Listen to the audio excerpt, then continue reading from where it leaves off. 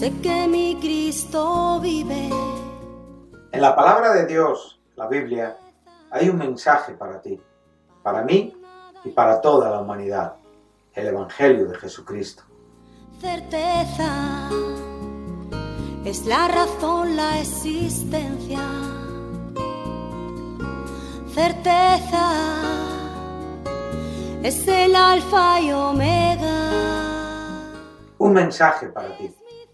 Todas las semanas, en este canal de radiodifusión cristiana, Luz a las Naciones, un estudio expositivo de la palabra de Dios, edificando sobre el verdadero fundamento de los apóstoles y profetas, siendo la principal piedra del ángulo Jesucristo mismo. Que ni lo alto ni profundo. Síguenos en directo o en cualquiera de nuestros canales y recuerda que Dios tiene un mensaje para ti. Que Dios os bendiga y edifique a través de su palabra. Amor de Dios, certeza, yo sé que mi Cristo vive. Certeza, para Él no hay nada imposible. Certeza, es la razón, la existencia. Certeza, es el alfa y omega.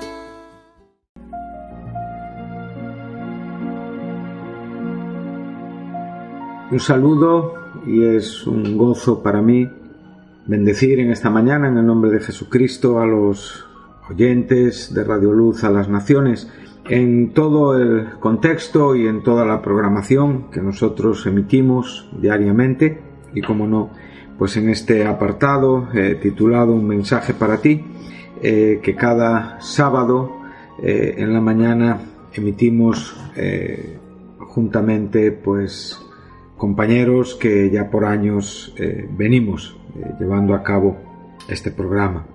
Como siempre anunciamos, nuestra radio, una emisora cristiana cuyo objetivo y fin principal es glorificar a la persona de Jesucristo, glorificar a Dios por medio de la exposición, por medio de la predicación, por medio de la proclamación de su palabra eficaz, palabra infalible, de su palabra inerrante, de su palabra poderosa, y a la vez pues poder llevar a los corazones de los que nos escuchan consuelo, edificación, ánimo, aliento en las diferentes circunstancias que podamos estar viviendo el día de hoy en los diferentes lugares, no solamente de la geografía española, donde podemos escuchar la radio tanto por internet como por la vía normal de lo que es la radio, sino también en todo el mundo donde nos pueden escuchar a través de internet. Estamos estudiando la primera epístola del apóstol Pablo a los Corintios. Hemos iniciado el estudio de esta carta mostrando la importancia de un término, de un verbo, también por supuesto de un adjetivo o un sustantivo que ya nos aparece en los primeros versículos de esta epístola. Esta epístola, que fue la primera carta que el apóstol escribió de las mayores, estamos hablando de 1 y 2 de Corintios y la epístola a los romanos. Fue escrita aproximadamente en el año 55 después de Cristo, en el tercer viaje misionero del apóstol. Pablo había fundado esta iglesia y Pablo se dirige a esta iglesia para poder comunicar asuntos importantes de doctrina, de conducta, de comportamiento, de comprensión, y para ello hace hincapié, fundamenta su mensaje en el carácter inherente, principal de quién Él es y quiénes son ellos.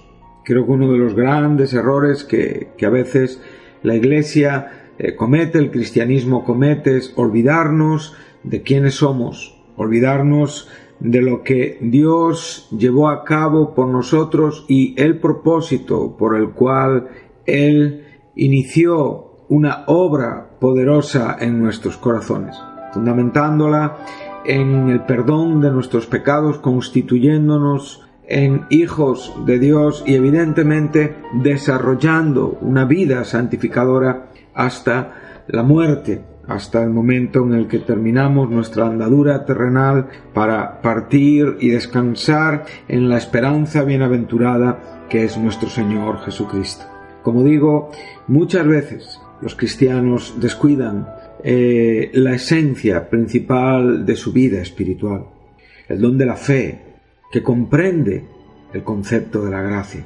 Los cristianos se vuelven negligentes, los cristianos muchas veces se vuelven descuidados, los cristianos se vuelven fríos, los cristianos se olvidan de los principales argumentos y mandatos divinos que debemos de cumplir aquí en esta vida, cuyos argumentos están claramente expuestos, están claramente expresados en la verdad de su palabra y quedamos atrasados en una parálisis espiritual que muchas veces pone en riesgo el buen andar y en muchos casos tenemos que vivir las experiencias tristes del pecado, caídas innecesarias, dolores innecesarios, ya que tenemos en nosotros todos los medios que la gracia divina ha puesto a nuestro alcance para poder disfrutar de una vida agradable,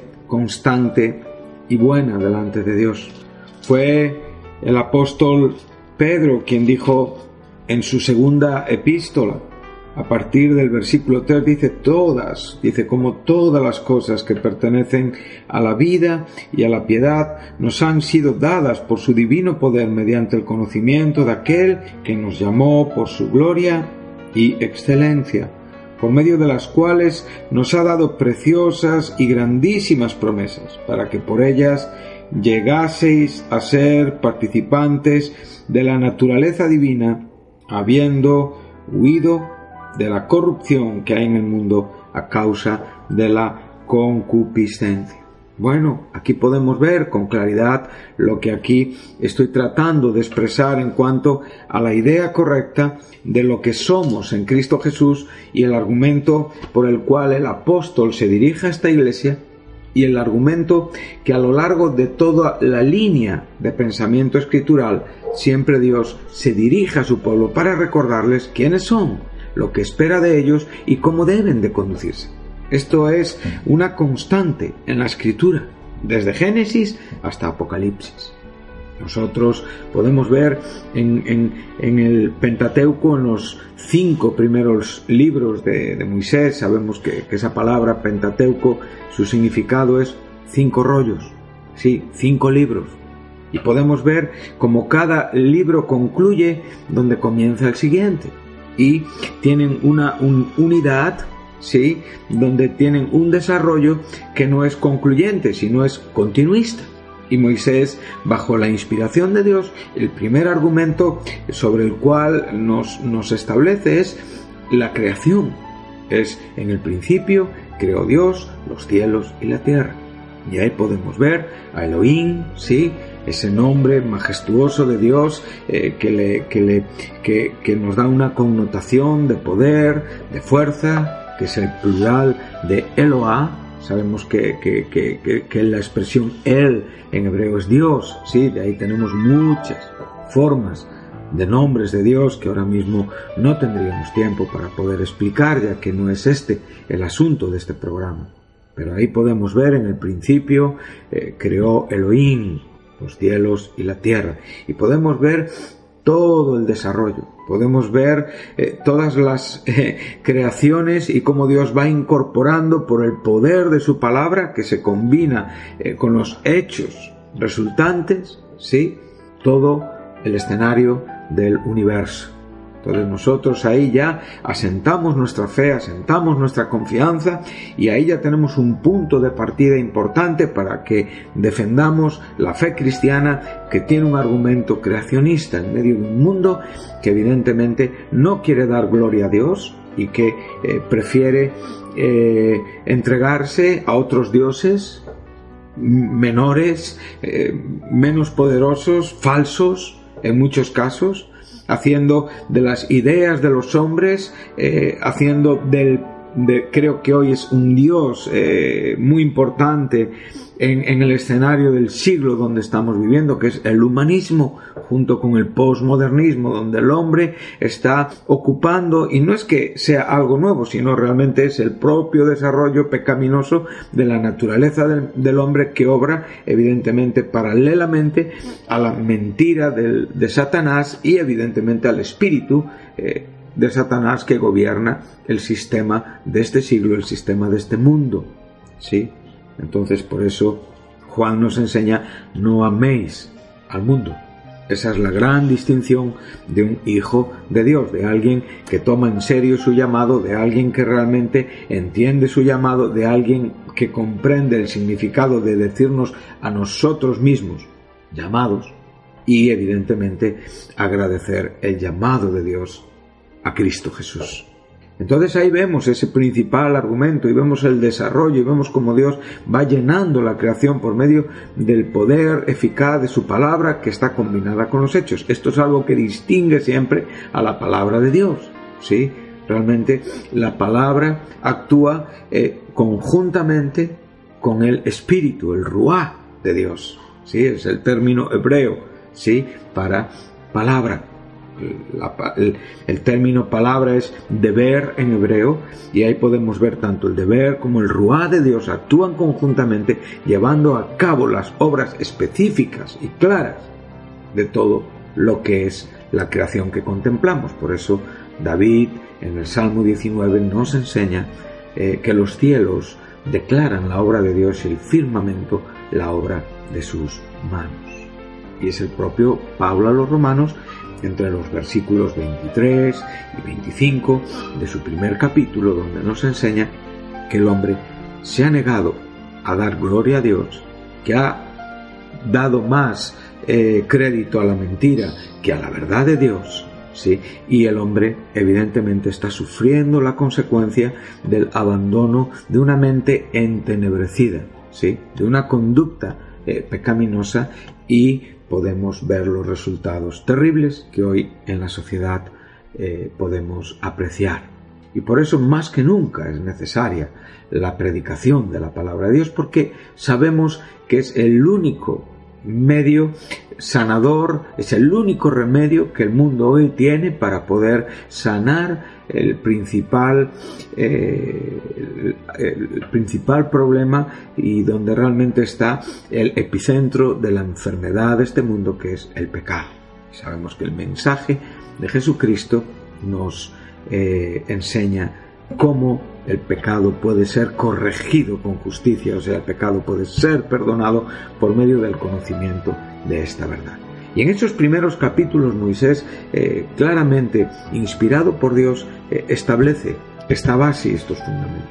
Pero ya nos damos cuenta de que el propósito creativo de toda la vida que podemos ver, tanto aquella que es plantas, seres vivos, como aquellas montañas, como aquellos cielos, que es diferente en esencia en cuanto a la vida interior, ¿sí?, tiene una razón, y es poner al hombre como corona de esa creación.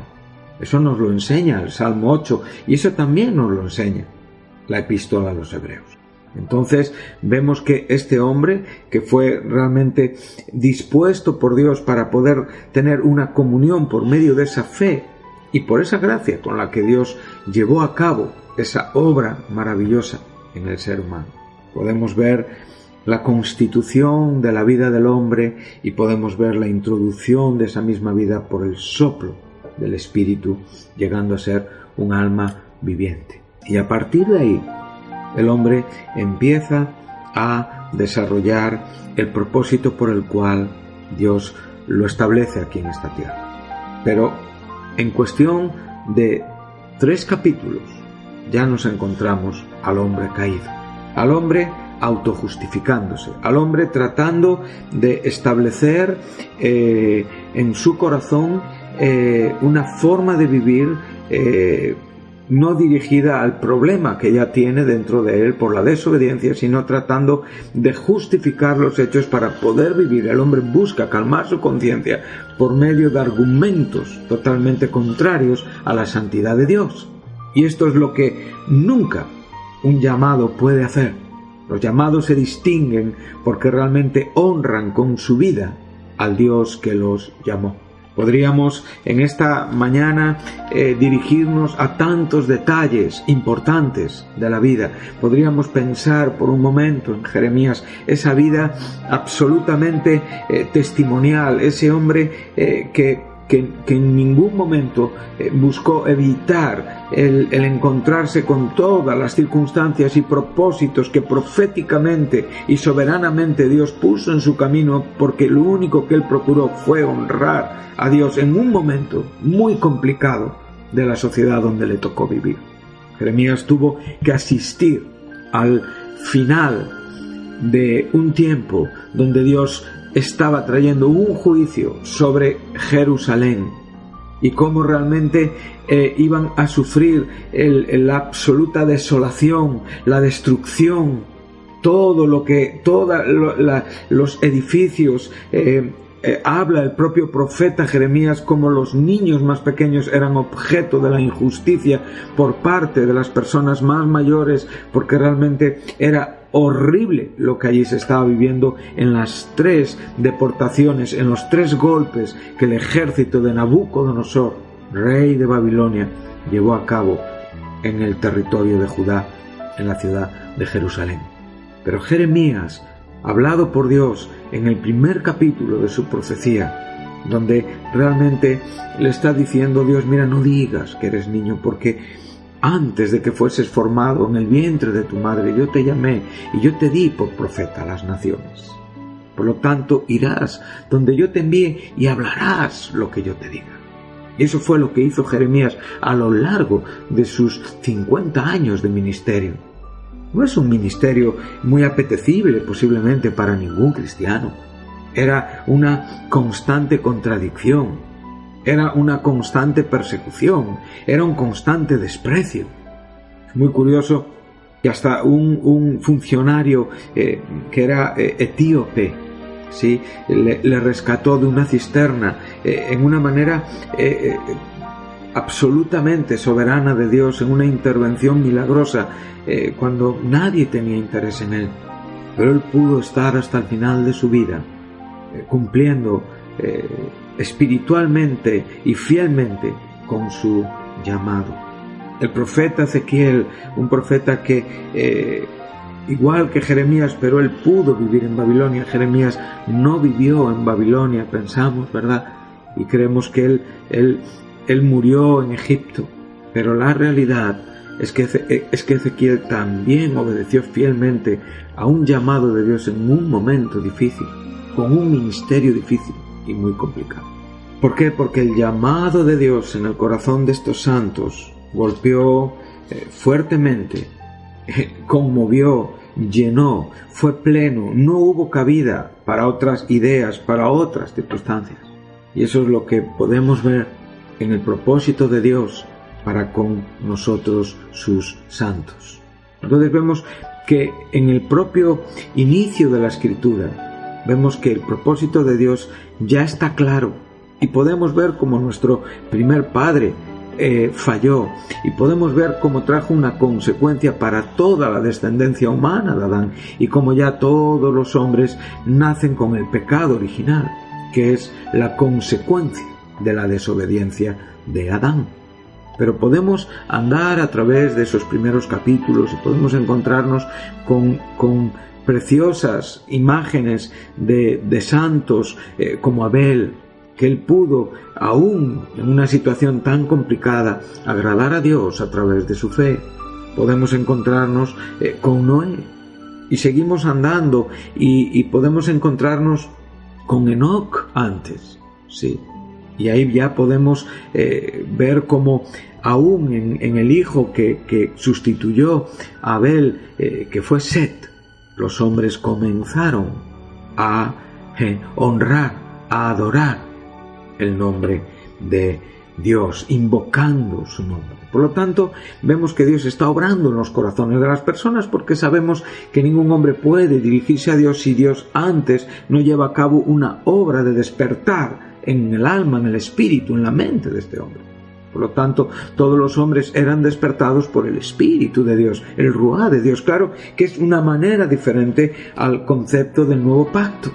Sabemos que la unción, la presencia incomparable del Espíritu Santo en nuestros corazones es una bendición neotestamentaria que pertenece al nuevo pacto, una vez que Cristo dio su vida en la cruz, murió, derramó su sangre, resucitó y se sentó a la diestra de la majestad en las alturas. Por lo tanto, esto es algo que es para los santos que miran, que viven después de la obra de Jesucristo. Pero en el Antiguo Testamento vemos esta unción en la vida de muchos hombres seleccionados, apartados, ¿sí?, para asuntos puntuales, para obras puntuales. Dios capacitaba a los hombres, despertaba el interés y mantuvo una relación con su pueblo, porque claramente esa relación estaba relacionada con la figura de Jesucristo y con todo el propósito que proféticamente se nos manifiesta en cuanto al futuro, donde tanto los santos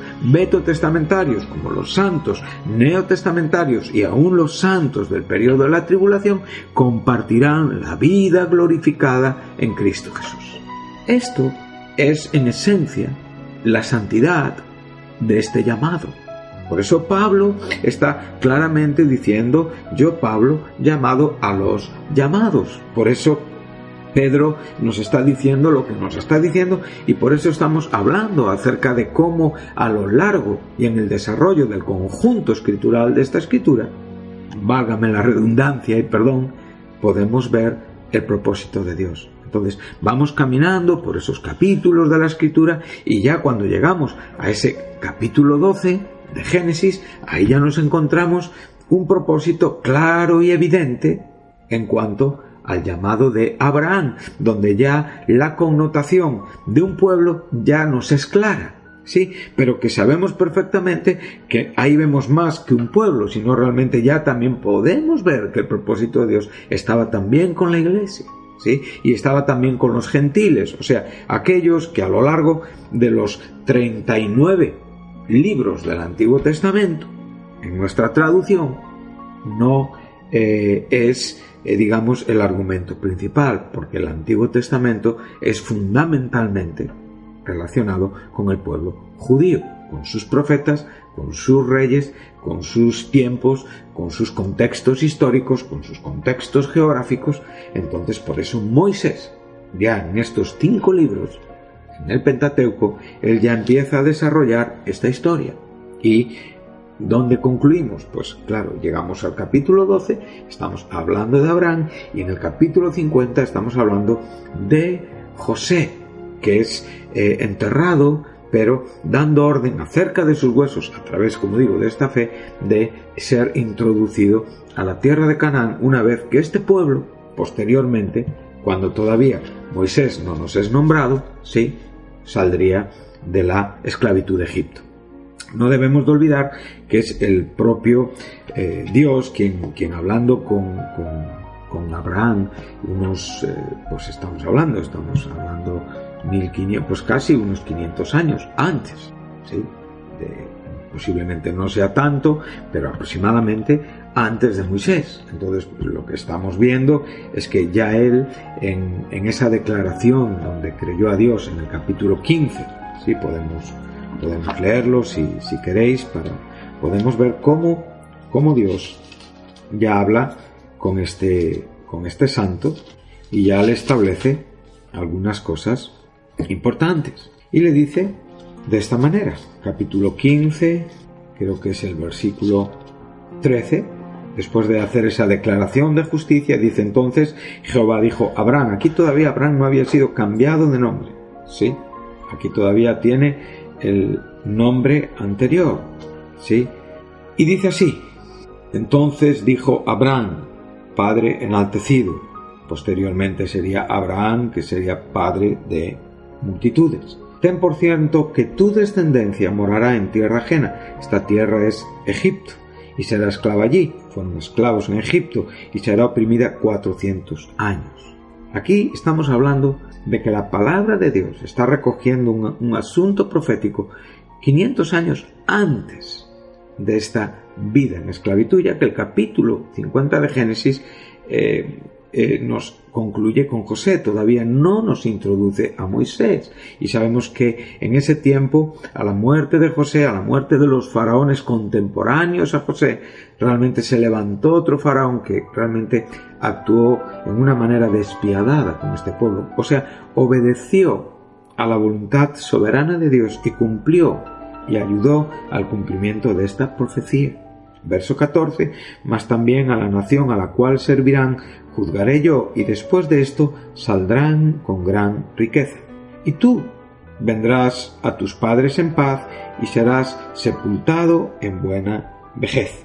Entonces, lo que Dios le habló a Abraham lo podemos ya ver en el comienzo del libro de Éxodo.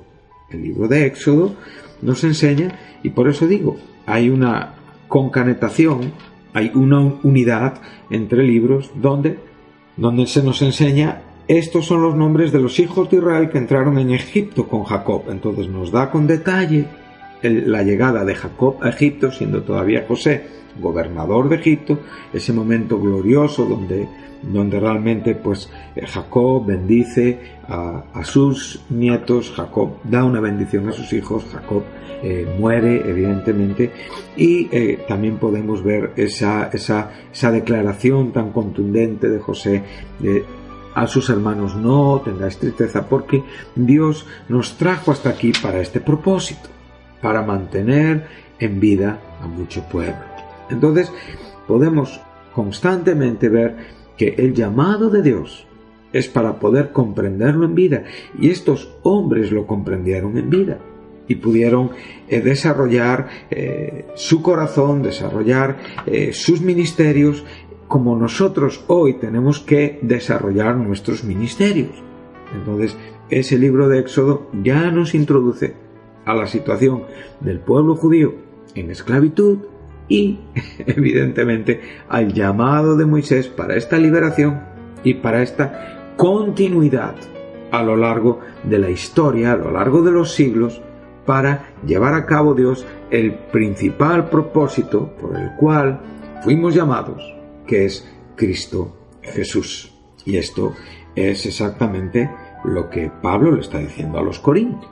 Dice a la iglesia de Dios que está en Corinto, a los santificados en Cristo Jesús, llamados a ser santos. Por lo tanto, la esencia, el argumento principal de nuestro llamado es Cristo Jesús. Y esto es lo que estoy tratando de compartir con ustedes en esta mañana, para recalcar, para reforzar, para animar, para alentar en esta idea de que cuando nosotros estamos mirando hacia la obra de Jesucristo, cuando nosotros estamos comprendiendo que la fe, esa fe en la que fuimos salvos mediante esa gracia, la tenemos que desarrollar en nuestra vida, en nuestra andadura, en nuestra carrera, en nuestro peregrinaje, a través de nuestra historia aquí en la tierra, la que ahora mismo estamos viviendo, un servidor, los contemporáneos cristianos de este tiempo, todos los que me están escuchando, cada cristiano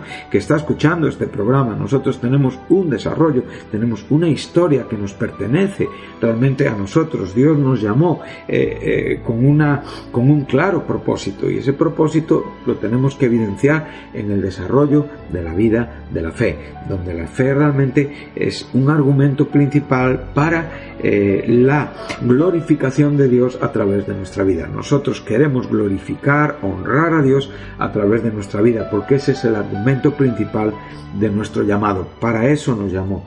Él es santo, nosotros tenemos que ser santos.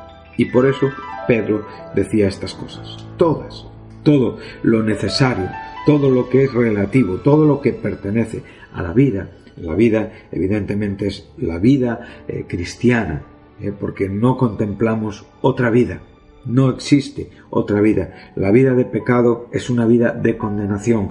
Por lo tanto, la palabra vida sin esta calificación se refiere a la vida de Dios, a la vida de Cristo, a lo que Dios lleva a cabo. Dios dio vida a Adán para andar en una forma limpia y santa.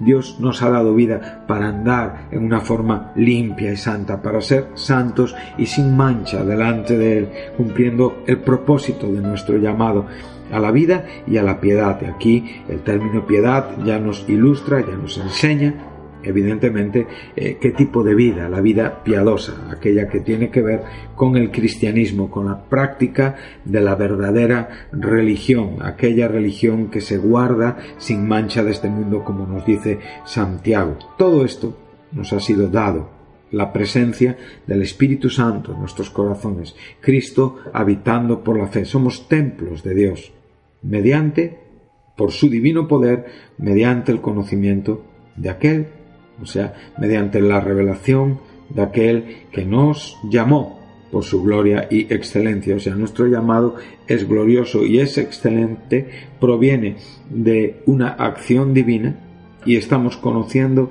aquel en donde todo el propósito de Dios se cumple, que es Cristo Jesús. Entonces nos han dado preciosas y grandísimas promesas. Bueno, algún problema también tendremos en la vida, para que lleguemos a ser participantes de esta naturaleza divina, para que podamos ser como Cristo Jesús es, habiendo huido de la concupiscencia que hay en el mundo. Bueno, queridos oyentes, pues hasta aquí el programa de hoy. Que Dios les bendiga y les deseo lo mejor para esta semana que viene y Dios mediante estaremos aquí el próximo sábado. Muchas gracias.